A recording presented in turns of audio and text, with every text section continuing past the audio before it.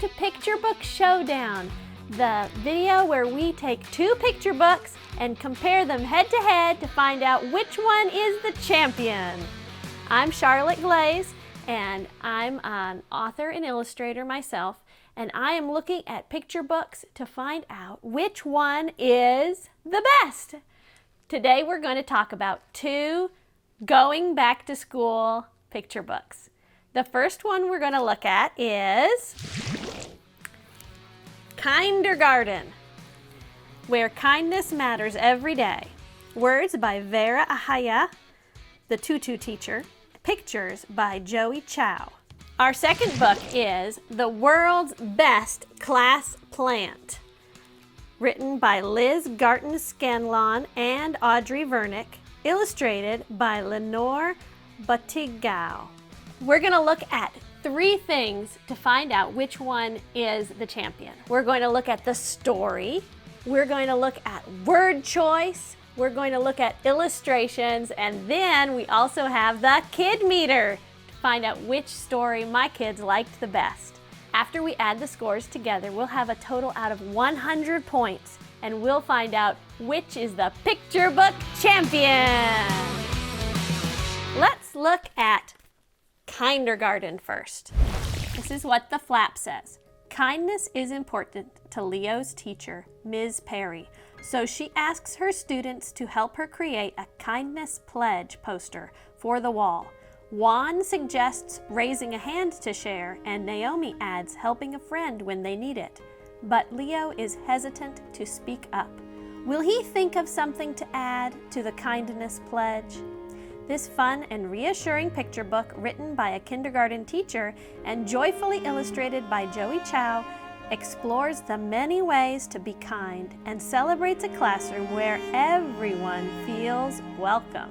So as we follow Leo along through his first day of kindergarten, we find out different ways that we can be kind in kindergarten.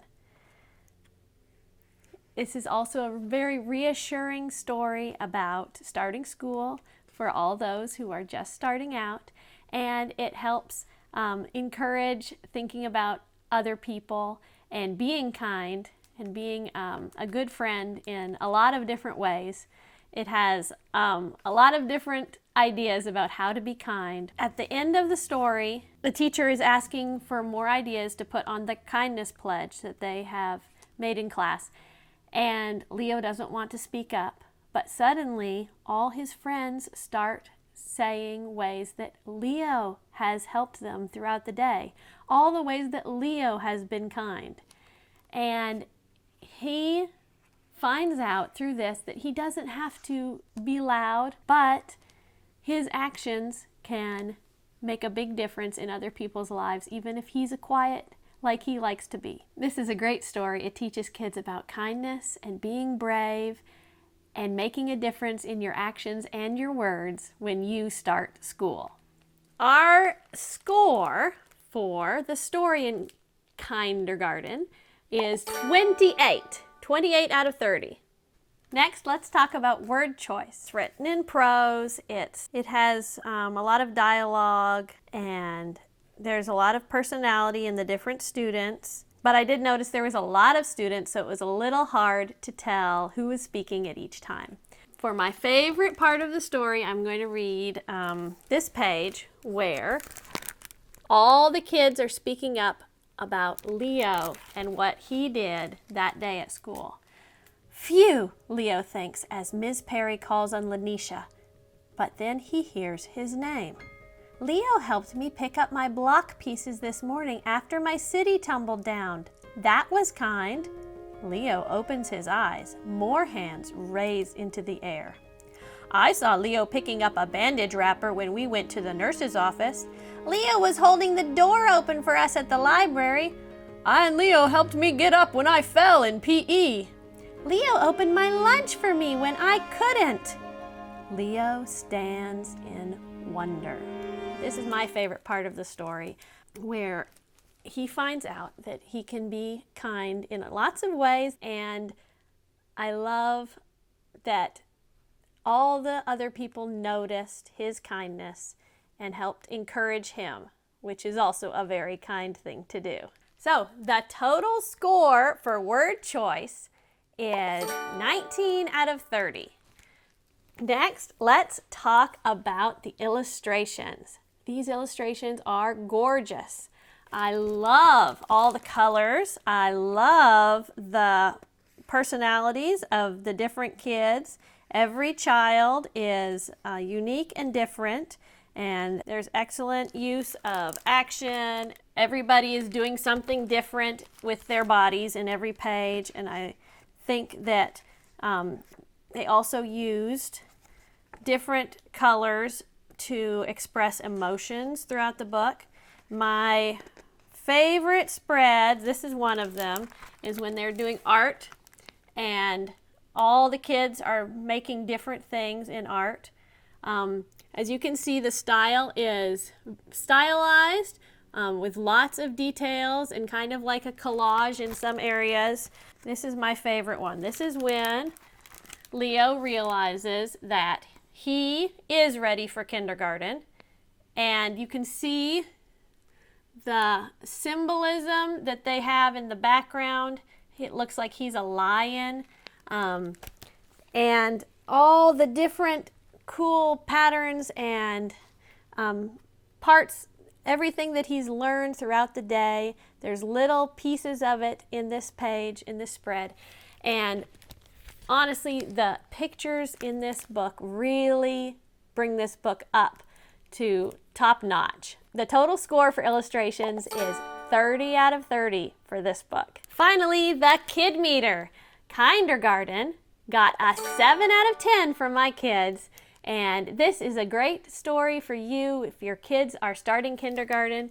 This is a fun way to look at kindergarten, how to be kind to our friends in kindergarten, and I really hope you pick this one up and take a look at this.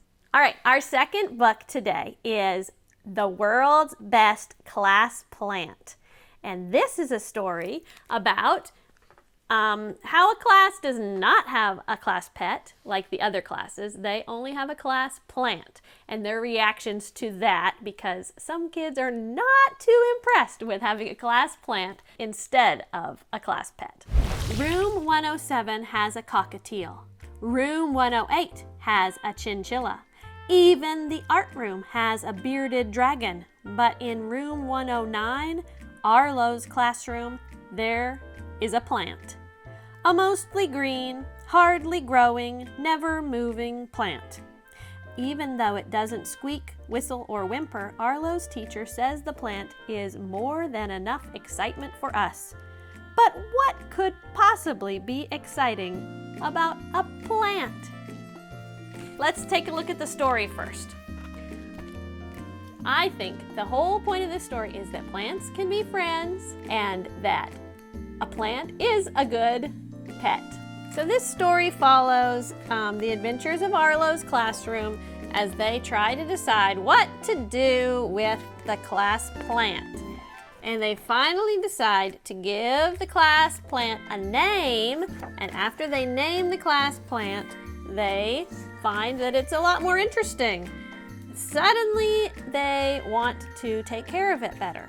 And as they go throughout the day, throughout the school year, they find out that their class plant is a lot more interesting than they thought it was to start with. So, the score for story for The World's Best Class Plant. I gave this a 25 out of 30. I thought it did a lot of great things. It had a good storyline. It was very relatable to the audience, and it had good dialogue, good use of point of view. This is not a story that I got very emotionally invested in, but it was a fun story nonetheless. Next, let's talk about word choice. I really liked the way the words were in this book. It has a lot of voice, a lot of spunk in the writing. It has a lot of alliteration, and just the dialogue and everything work together very well to tell a great story. I'm going to read to you one of the pages of this book, and this is a style of how this whole book is. Arlo thinks Mr. Boring doesn't know what excitement means because this plant is about as exciting as a thumbtack, or cornflakes, or the sidewalk. Arlo wishes it was exciting. He wishes room 109 had a silly but trusty companion instead of a blob in a plastic pot on the windowsill. He wishes for someone to hold and whisper secrets to and love. So the score for word choice on the world's best class plant is 24 out of 30. Good job for word choice. Next, let's talk about the illustrations. I loved the colors palette for this book. I loved how busy and yet still easily understandable the pictures were.